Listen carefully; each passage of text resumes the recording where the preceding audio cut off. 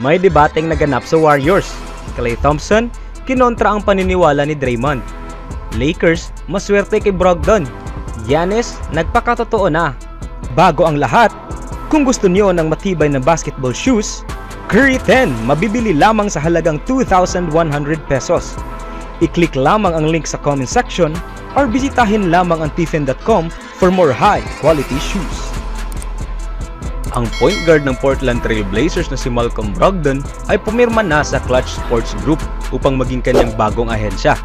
Ito, siyempre, ay nagbigay daan sa usapan tungkol sa posibilidad ni Brogdon na makarating sa Lakers sa hinaharap. At sa katotohanan, maaaring maging magandang asset siya para sa kuponan. Noong mga taon na nakalipas, interesado ang LA kay Brogdon.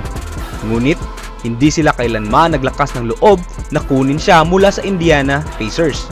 Siya ay pinalipat pagkatapos sa Boston Celtics kung saan siya ay nagwagi ng 6th Man of the Year award noong nakaraang season.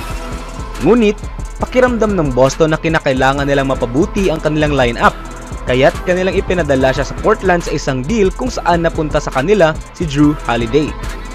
Kung nais ng Lakers na habulin si Brogdon sa trade deadline, maaaring magdulot ito ng benepisyo sa parehong depensa at atake. Siya ay isang mahusay na 3-point shooter at defender, at siya ay maagang nagpapakita ng kanyang halaga sa mga unang laro sa Portland.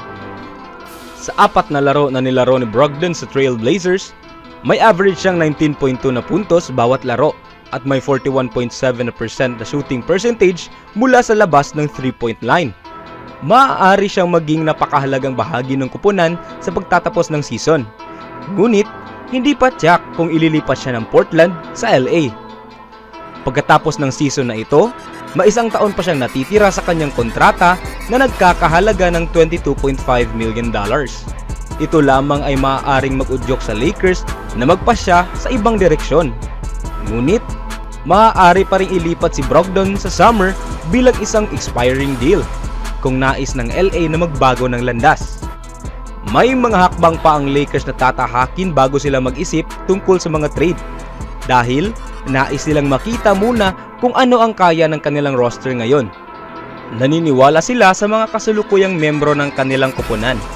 Ngunit, ito ay magiging kamangmangan kung hindi nila susuriin ang pagpapabuti ng kanilang koponan sa oras ng trade deadline.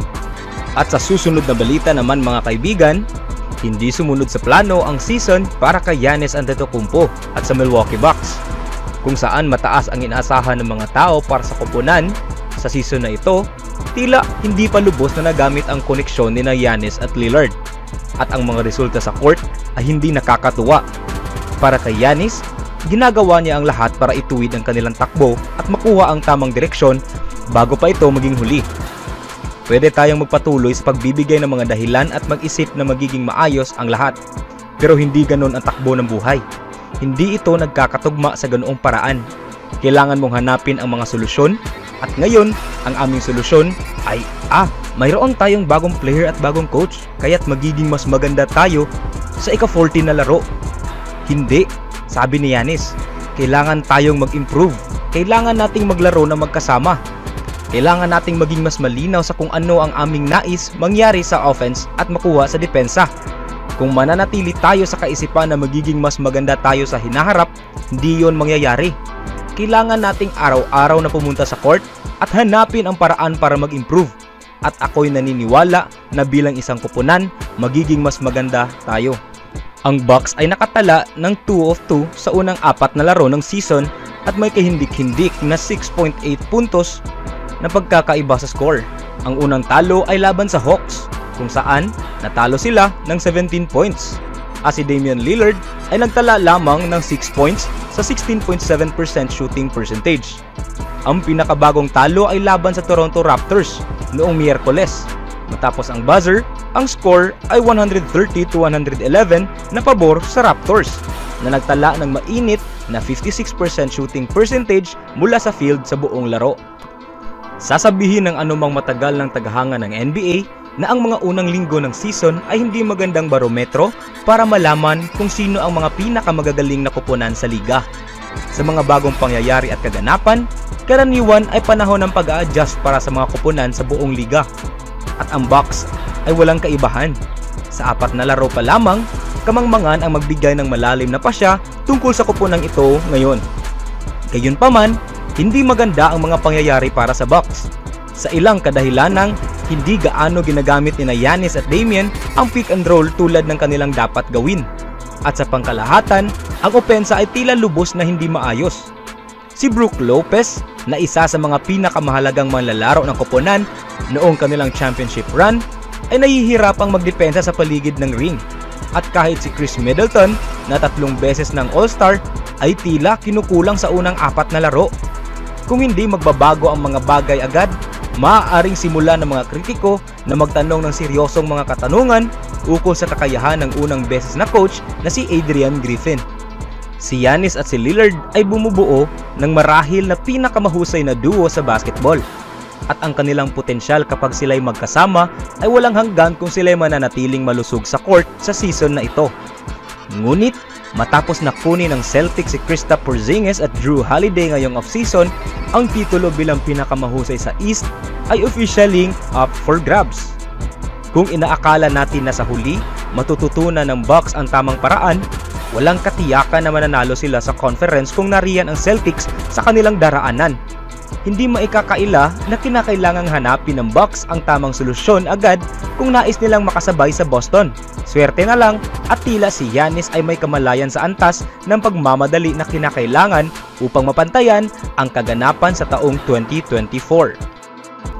At sa ibang banda naman, si Draymond Green ay nagdulot ng mga malalakas na reaksyon sa mundo ng NBA kagabi nang siya'y buong puwersang nagpahayag ng kanyang saloobin ukol sa chemistry ng Warriors noong nakaraang season. Bagamat may matapang na salita si Draymond, mariin itong kinontra ni Klay Thompson. Matapos talunin ng Warriors ang Sacramento Kings sa isang nakakabigla at makulay na laro, itinumbas ni Klay Thompson ang mga pahayag ni Green sa kanyang sariling pananaw.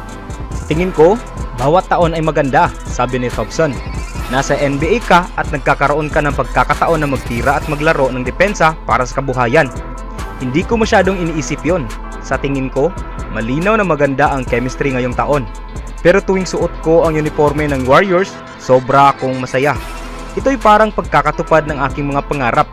Anuman ang tagal mo sa NBA, ito ay isang lugar kung saan natatupad ang mga pangarap. Sa tingin ko, maganda ang chemistry ngayong taon. Pero maganda rin noong nakaraang taon. Bawat beses na pumapasok ka sa pasilidad ng NBA para magtrabaho, nararamdaman ko ang kasiyahan. Hindi ako masyadong nagmamalasakit sa chemistry. Sa tingin ko, ang tagumpay ang naglulutas ng lahat. Kahit pa'y mayroong problema sa team chemistry ang Warriors nung nakaraang season, sila pa rin ay isang koponan na nakarating sa Western Conference Semifinals at natalo sa 6 na laro. Ang Warriors ay nasa 2 laro na lang mula sa pagkakaroon sa Western Conference Finals noong nakaraang taon. Pinatunayan ng mga pahayag ni Klay kung bakit siya ay isang perpektong kasama sa anumang kupunan sa NBA.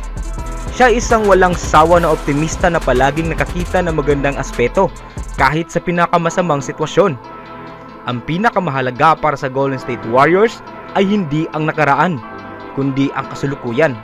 Sa ngayon, ang Warriors ay maunlad at nangunguna sa Pacific Division.